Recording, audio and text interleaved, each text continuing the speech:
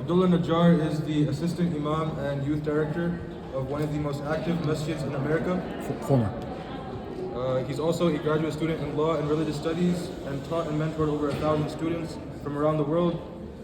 He's won numerous awards for tutoring and mentoring the youth, and he's been volunteering in his Muslim community for over 20 years. Abdullah Najjar has a diploma in Islamic studies from the International Open University, and he has also taken classes with Al-Maghrib Institute, Al-Kawthar, Al-Salam, Qalam, Mishkah University, and Guidance College. And today, Sheikh Abdullah Najjar will be talking about Islam and the 21st century of justice, of social justice. Question, I wonder if you can go louder. I think we should go louder. If we can.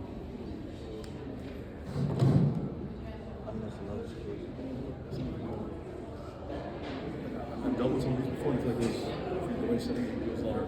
It's okay. Maybe face it this way too. It's alright. So what if I did this? Is that okay? Assalamu alaikum wa rahmatullahi wa barakatuh. Bismillah, walhamdulillah, wa salatu wa rasulullah. We start in the name of God and ask Him to send His peace and blessings upon the final messenger. Raise your hand if you're hungry and thirsty like me. Alright, that's okay. I didn't want to do a lecture. I usually do presentations and lectures and talks at universities. I'm going to make it a little more casual. So even if you're like at 5-10% brain power, you know, inshallah we'll learn something new. When I say social justice, what do you think of? Raise your hand. When I say social justice, what do you think of? What comes to mind? There's no wrong answers. Bismillah. It's tough to go first. May Allah bless you.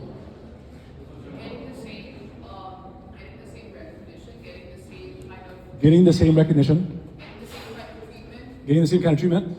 So who and who? Who's getting the same? So you're describing two people. They're getting the same as. So who and who? Just challenging you to go a little bit further, but that's good. Who's getting the same as who, or who isn't getting the same as who? You said getting the same as, but who? You're describing two groups of people. Who are they? I mean, for example, the Jewish community here is getting way too much attention, and then there are us. We are holding town hall meetings with the Drexel administration and everything, but we're still not getting anything. Like all the promises they made are all vague promises. This is in the U.S. The examples in the U.S. because social justice globally and America. You say in America, people are not equal citizens. If you're rich in America, like rich, are you an equal citizen of those who are poor or middle class? You're not. Simple example: if you're accused of the same crime, you can afford better lawyers. You probably get off. That's not equality, and that's not justice. And she gave another example. Some certain ethnicities or races, historically and today, they're treated differently. Beautiful. So it's about equal treatment, equal rights. What else? I say, may Allah reward you. I appreciate it. And I'm Palestinian, by the way, so it's a good example. When you think social justice, what do you think of? When you think social justice, what do you think of? What comes to mind? Bismillah. BLM? You think of Black Lives Matter? What about it? Social justice. Races? You feel like people based on their skin color and race in America in 2024, they're still not treated equally? It's a fact. There's a list of evidence for that. Someone could say that's controversial, right? So Black Lives Matter as a slogan, versus as a movement, versus as an organization, versus as certain events, that's all separate, and that will take its own talk. And I'm not the expert on that. Some of my teachers and mentors are. They've written about this in detail. But just in a general sense, race, color, etc. America absolutely does matter, and the evidence is very clear. More clear historically, but there's still remnants of slavery. Slavery has changed. There are different forms. This doesn't mean it's completely done. 3 examples, and we'll move on. This is actually part of the talk. 3 examples of modern day slavery. Actually, I want you guys to help me out. 3 examples of slavery happening in 2024.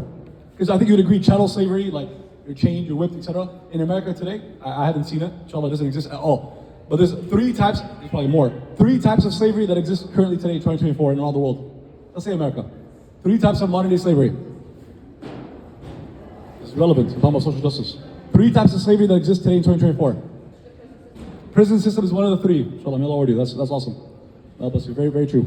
The 13th Amendment literally said, slavery is abolished in America. Unless you're a prisoner of the state, you're literally enslaved to the government. You're still a slave. So what they did is 1/10 of adult African American men in America. Sorry, that was very redundant, but you get the point. 1/10 of African American males are in prison, or have been in prison at certain times. So it's slavery of a different form. You're gonna tell me the person that has a few ounces of weed in their pocket because they want to take care of their wife or girlfriend or kids, etc., that's the biggest criminal in America?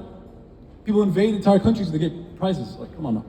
That's not justice. And as Muslims, we know that you can't You can't apply justice differently to different people. That's not justice. Bismillah, what else? She said the prison system. There's at least 3 types of modern day slavery happening in America today. It's not chattel slavery. Slavery of a different name, different form. Go ahead. Debt. Man, you guys are awesome, inshallah. That's 2 of the 3, 100%. Debt. Economic. If you owe someone enough money, or the wrong person money, or you owe the government money and stuff, it limits your freedom, your ability to move, travel, etc., your ability to buy things. That's the type of slavery. And it's not just like, okay, you're in debt, which is not a new thing. It's not like an American thing. It's not a...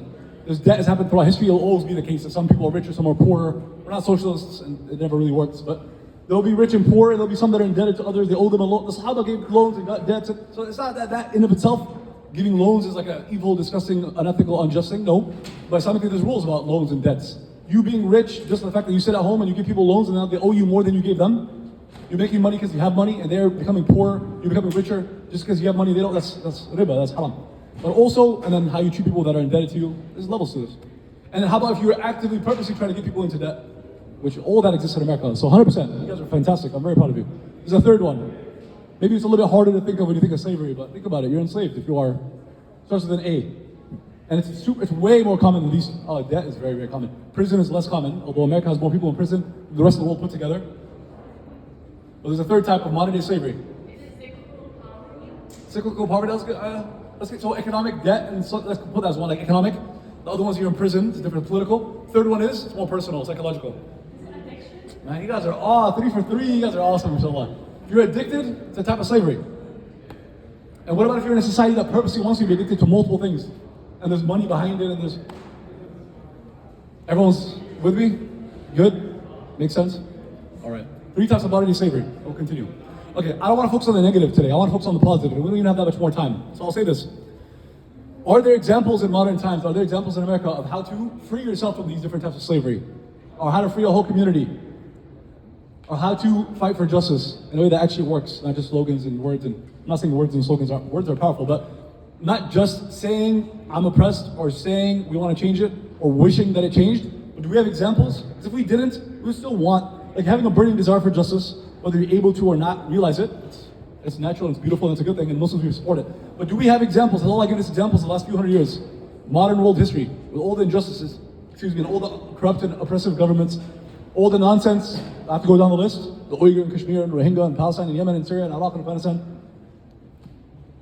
Sudan and Congo, and I'm sure I missed 50 other countries, but are there examples? Those are like the problems, right? But do we have at least one example of people really actually working towards freedom and justice, and even if they didn't completely like change the whole game or the whole world, but they actually, practically, purposefully, they brought about a positive change that we should study, emulate, that we can work on? Do we have a basis? Do we have a foundation? We have to create it from zero? Are we just theory? Do we have practice?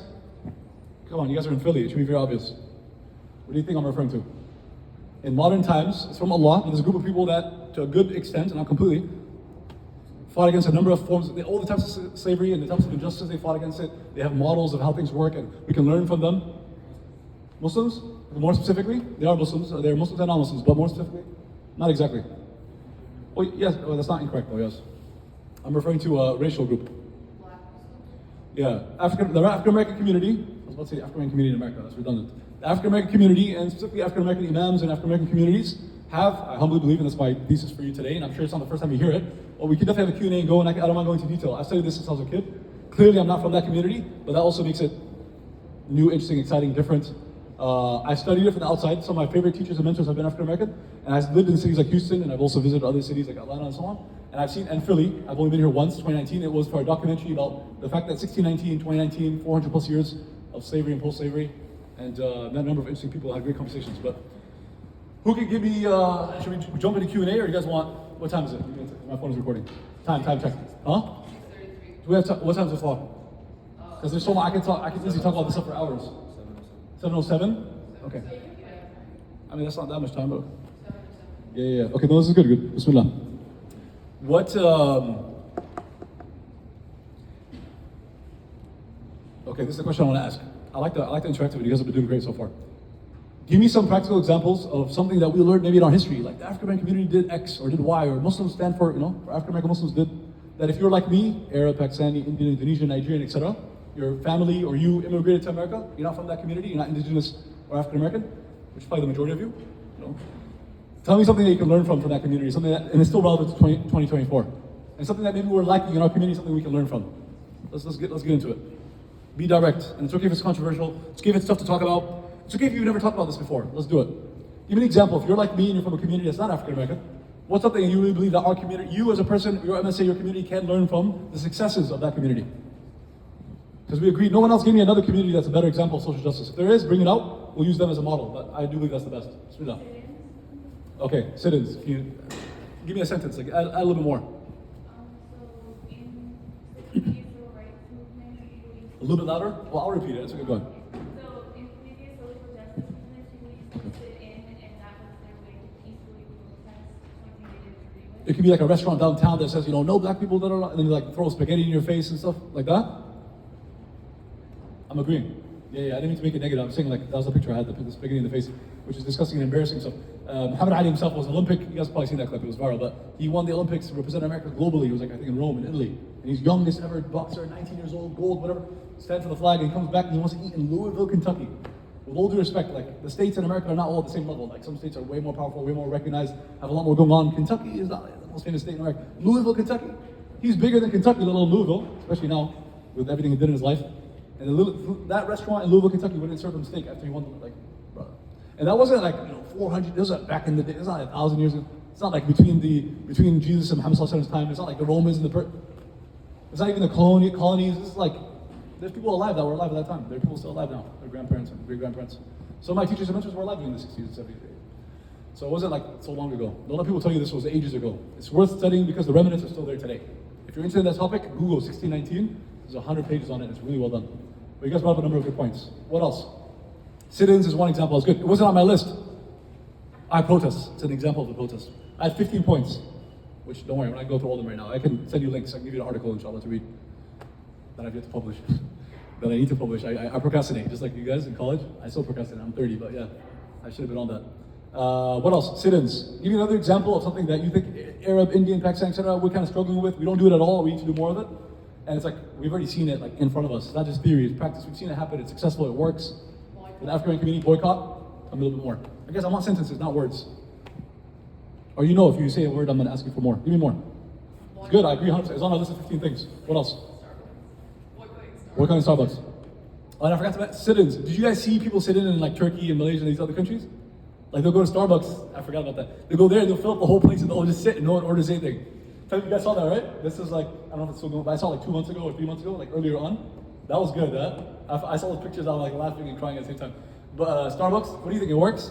I think so, yeah. Think it works?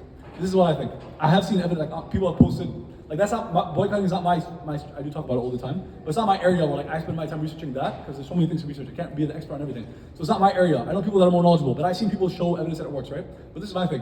As soon as I know that there's a company that publicly they're proud of it, they're not ashamed of it, we support Israel, we don't mind sending money to IDEA, or or we're Jewish settlements or whatever. I ain't giving them. As soon as I know this, especially from their mouth, I ain't giving them $1 in my life. If you pay me $1 billion to give them $1, I'm not gonna give them $1. So me seeing the evidence that it works or really affects them, or everyone in the world's doing it or not, for me, secondary. It doesn't matter. We want results, but for me, I cannot. No way. Like, and alhamdulillah, like Allah tested me that just yesterday. Someone was like, yo, can you please give me a Starbucks and stuff like that?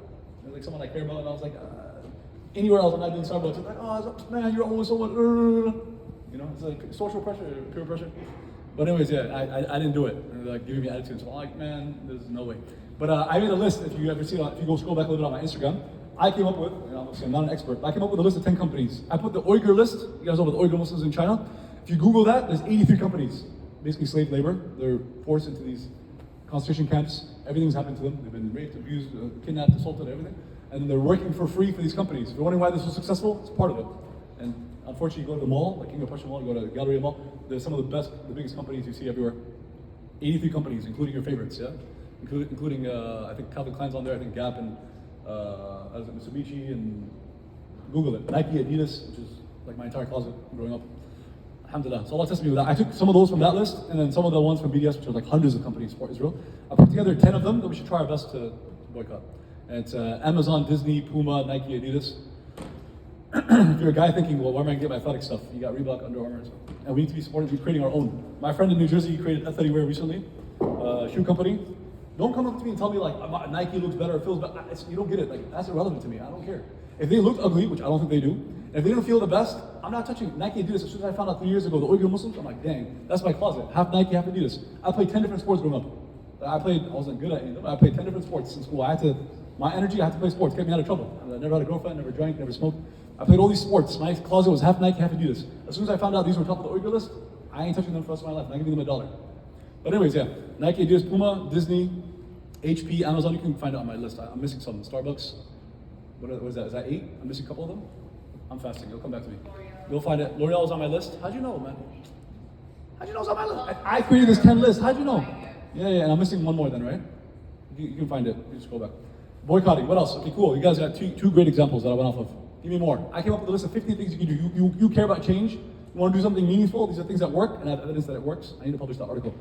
Kashmir, Uyghur, Rohingya, Palestine, etc. It's not that different. If you're in America, Muslim in America, bring about a change in terms of any of the issues you care about. There's a big overlap. These 15 things impact all of them. And protests and BDS, boycotting and protests were two of the things on the list. Number one was put Allah first. And you think, all right, spirituality. No, it's directly related. If you don't worship anyone, you don't worship any brand, you don't worship any government, I'm not saying you disobey and you break the laws and be a rebel without a cause. It's not Islamic to be rebellious for no reason. Like, hey, there's a red light, I'm gonna go. Like, well, that's completely un-Islamic. That's the wrong mindset.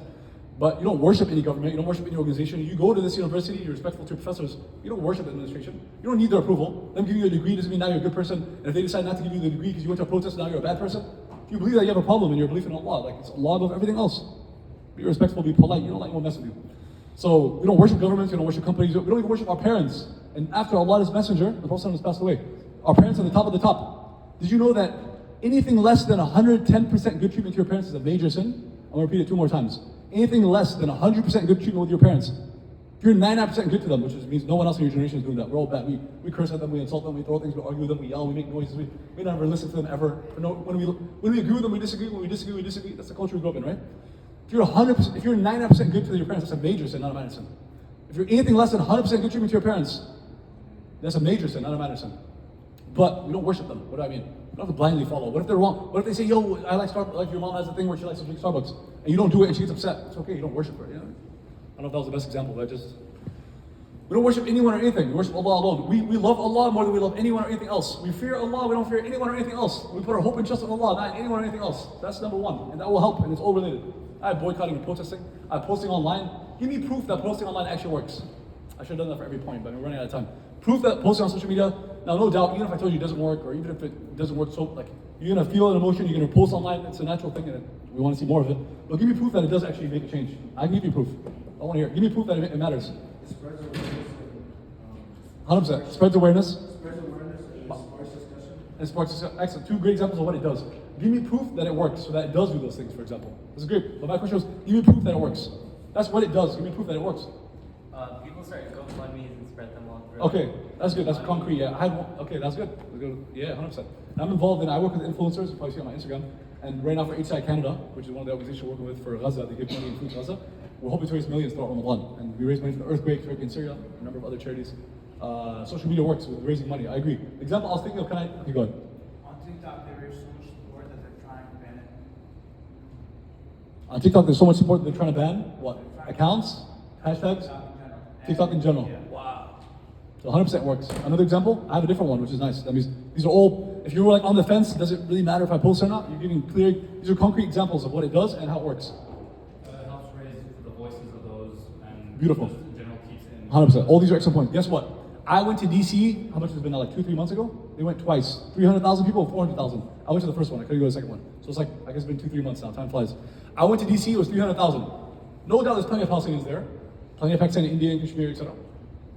Plenty of African American, a lot of white and Jewish, and probably half or more white. And it's like secular, like more like the socialist, communist organizations were leading and they were there.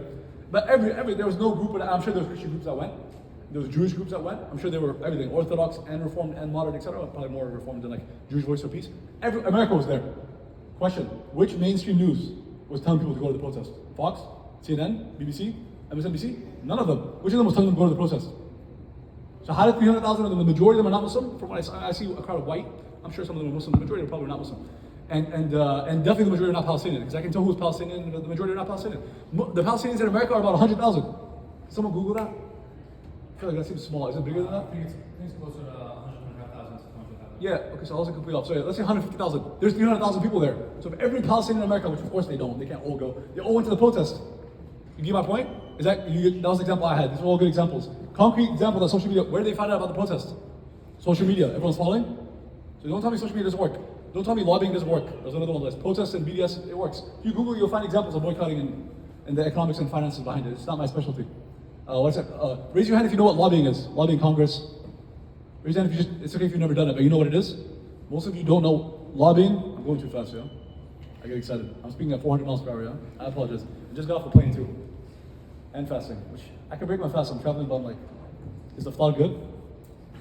Is it good food? Yeah, then I'm fasting. It's a good reason to fast. I left home before I thought it was like fidget. I'm basically in the airport my whole day. Bismillah. I'll try to slow down that stuff. I'm losing some of you, huh? Raise your hand if you've never heard about lobbying. L-O-B-B-Y or L-O-B-B-Y-I-N-G, lobbying. Raise your hand if you've never heard of lobbying. Raise your hand if you've never heard of lobbying. Okay, but so no one raised their hand for knows and no one doesn't know? You either know or don't know what lobbying is. You guys are tired and exhausted and hungry, huh? Lobbying Congress is one of the most American things you can do. It's a beautiful thing and I highly recommend it. I've done it a number of times and I hope to do it for the rest of my life. You can directly sit with, and I don't know how many other countries you can do that. You can directly sit with, I should have had it closer the whole time.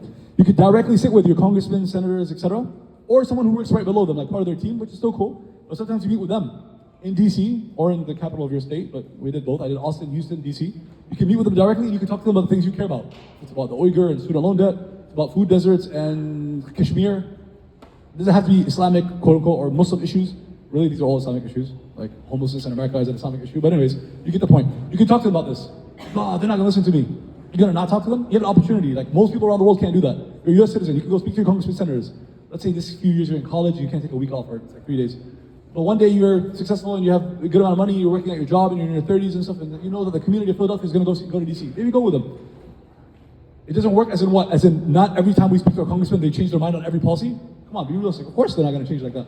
But what if we all go and we do it every year, we make it an organized effort and our community goes? You think they're human beings, you think they'll never be able to change their minds on anything? Realistically, it's not they're gonna change their mind on everything every time you talk to them.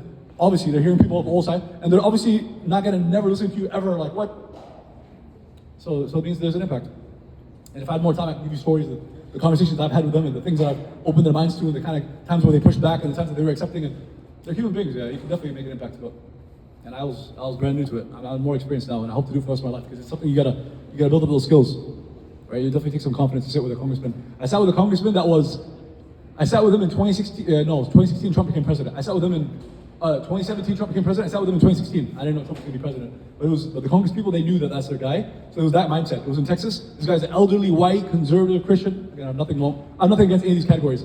Elderly, white, conservative Christian congressman from Dallas. I didn't know until after the meeting, I Googled him. He had been there from the 80s, which is rare. A congressman had been sitting there from the 80s, so it was his last year. And he thought he'd heard everything, seen everything. He's got a lot of power. In Dallas, he gets reelected by the same group, probably same church, same community, white Dallas. He's like a king, right? Or a prince, or he's a king. I know it's a democracy, but it's not all that democratic. So he's like a king sitting there, and I come up and I made a number of points because he pushed against us. Like, you guys are Muslims, go back to where he came from. And we're sitting at a round table in his office. He gave us he's elderly, he don't care. He gave us some of that, like just some of that rhetoric, a little bit of it, and then I was like, man, I came all the way from Houston, I'm not gonna be quiet.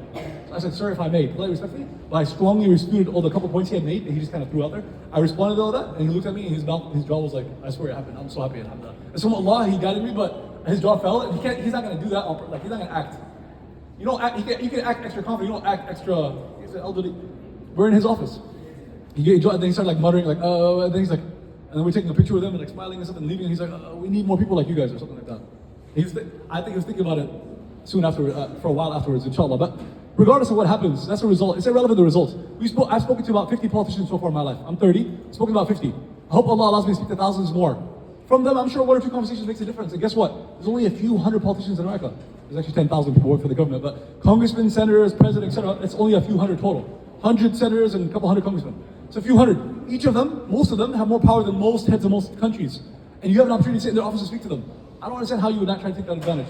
But anyways, 15 other points. How much time do we got? I'll leave it for those who are interested. Can DM me, can text me. I can send it to them. Or I can send the link to someone once I publish it. Oh, we have some time. It's an advantage of speaking fast, by the way, although it's a bad habit I have. Yeah. Hopefully it's not too fast. Should I go to the 15? Let's do Q&A. You guys can bring up. We'll Bismillah. Go ahead. I want to hear what you guys have to say. I was going to say that. Guys, if you don't have to be part of our conversation. You can just sit and chill with your friends, but you can't speak, guys. Yeah. Guys, you stay quiet. You can sit. You don't have to listen to me. It's cool. Like it's all right. And if you want to, make your adhkar and dua, or if you want to just like sit with your friends, but you gotta keep it down, guys, because they're talking. Bismillah. I was going to say to add to one of your earlier points that in order to spread change, not just posting on mindful health, but also going through your local congress between. 100%. Speak to your local representatives. Call them. Text them. Email them. Yeah, Everything. starting up petitions and. Petitions. Good. And going through local neighborhoods and talking to people. 100%. Knocking on doors. Talking to. How about this? People. I think if I said to this audience, guys, in the weekends you should be knocking on the doors of your neighborhood, I'm gonna think 1 to 0 will do it. What if I told you guys talking to a classmate directly saves lives? Talking to a classmate that's not Muslim or doesn't know about Palestine or whatever the issue is that you care about, doesn't have to be Palestine. Talking to your teachers, professors, but a lot of people find that tough to do. Fine. I've been, alhamdulillah, talking to my teachers and professors since I was in middle school. They were teachers, not professors, but you get the point. I've been doing it ever since.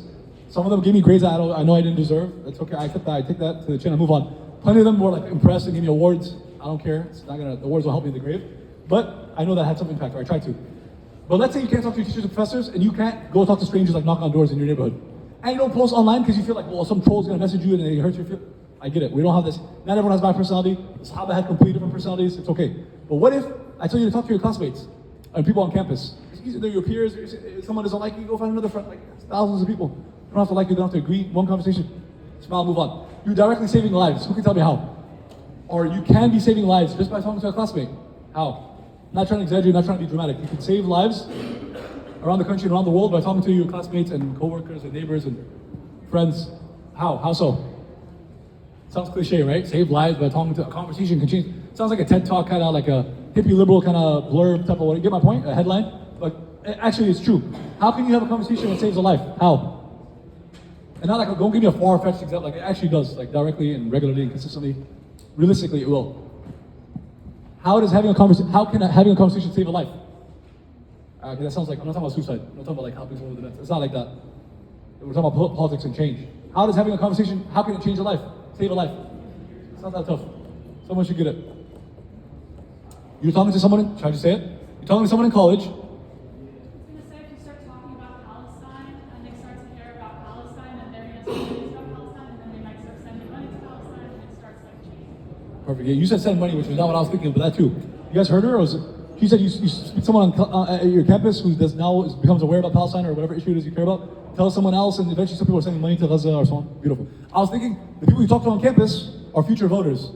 If they have a different view because of your conversation you had, they vote for different politicians that decide not to send money to Israel. But we're saying the same thing, yeah? Beautiful. You guys get the point. Conversations are huge. Put Allah first, and look at protests and lobbying and conversations and charity. And I know that when I speak to a college campus, if I told you guys to raise some money, maybe we'll only raise a few hundred together. But one day you guys will have more money, inshallah. I hope Allah blesses you guys with billions that you earn in halal and you spend in a good way. See what I mean? When you got money, there are organizations that are very legitimate, that are very strong, that are very powerful. There's organizations that got food and medicine to Gaza. Now, how they do it exactly, I don't know. I worked with them directly, so I know they did. I have proof that they did. But the details, I'm traveling, doing my thing. I'm speaking on campuses. They're giving money to Gaza. Like, I don't know the details. I'm from Palestine, but I've never been there. And I'm from the West Bank. It's a different world than Gaza. But alhamdulillah, there are people getting food and money to Gaza. Food and medicine to Gaza. So inshallah, when you guys have more money, okay, one last thing, I'll leave you with this. Possibly even bigger and more impactful than all the other ones that are like directly political, like lobbying and protesting, but you definitely can do all the above. And it's a tough one for our community, Arab, Pakistan. I know this is tough, but I want to speak about this continuously. And you might have never in your life heard a khutbah, talk, halaqah, dars, lecture, MSA about business and money. But if that's the case, alhamdulillah, I want to be that guy that talks about this. Not that I'm the expert or that I'm rich, but I studied this topic for a number of years and I realized it's one of the weaknesses and flaws, and we're human, we're flawed, of our community, the immigrant Muslim community. We don't speak enough about money, power, influence. It's wrong. There's no ayah hadith that says these things are haram. It's how did you earn the money and how did you spend it. We talk about fame. Be careful of fame. No, the Sahaba were top of the world. They were famous and rich and powerful. But how did you earn it and how did you spend it? These days, if you run around naked, that's content. You post online, you become famous. Astaghfirullah.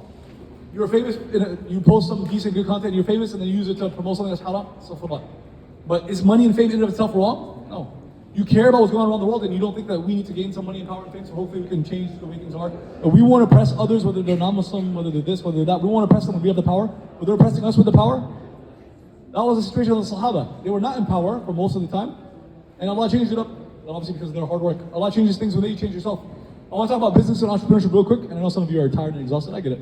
If you can pay attention for the next 30 seconds, then we're done. Unless you guys have questions, yeah?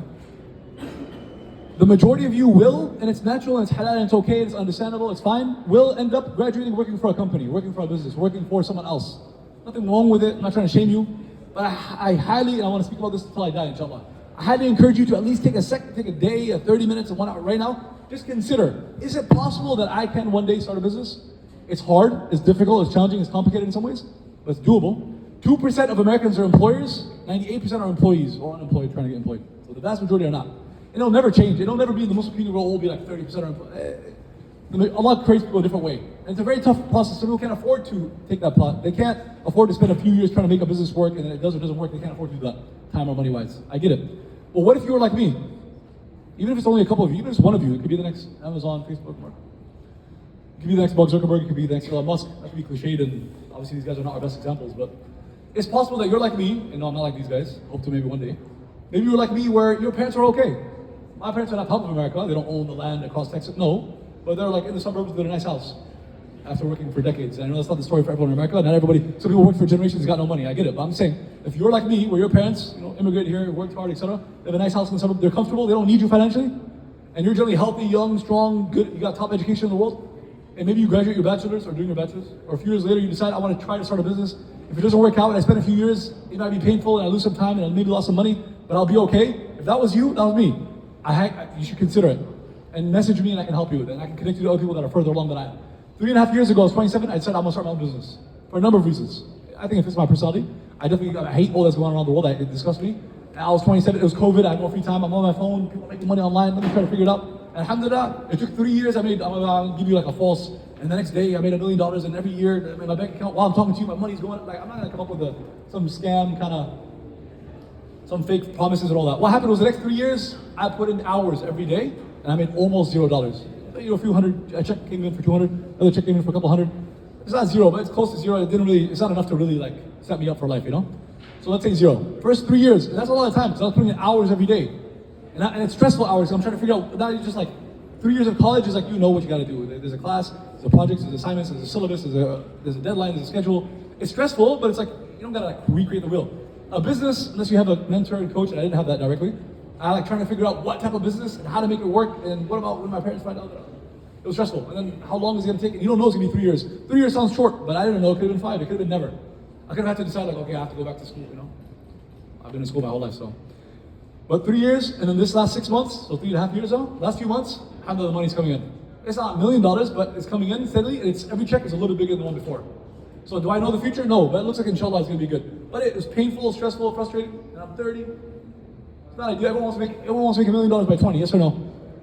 If you grew up like me watching YouTube every day, you want to make $1 million by 20, yes or no? And it's not like no one does that, but it's like a handful of people on the planet, not realistic. If it's you, may Allah bless you. We'll talk. We can invest in things together, I can share with you some of the charities I work for. But if it's not you, that's okay. For me at 30, it's still not $1 million, but money's starting to come in. And I hope inshallah at 30, 32, 35, I have a business that's global, it's already global, alhamdulillah, and that's really like making moves. I gotta be honest, because you guys are my brothers and sisters, I love you, it's not bragging. The business is doing really well. Because even if the numbers are not where I want them to be yet, and they're growing, I already have business partners in different countries that all have a good mindset, they're all building up their businesses, so we're the future. Did you guys know that 1/3 of the ummah is like 30 or younger? We're the youngest people on the planet, what does that mean? And everyone knows it, even non-Muslims. The future is ours, inshallah. And consider starting your own brand, and it's da'wah in it. Because your brand is also, it's not just what products or service you choose to sell, there's also the fact that you have a message, and you might have a website, and you have words, and you have posts. So in that there's a message for the world, well, our ethics and our morals and our principles. Islam went all over the world, not through armies and military. It went throughout the world because of Muslim businessmen that are ethical and moral. So it's da'wah, putting Allah first, giving da'wah and having conversations, building your businesses, speaking to your politicians, being confident, and know that the future is ours, inshallah. Jazakumullah khairan. Wassalamu alaikum wa rahmatullahi wa barakatuh.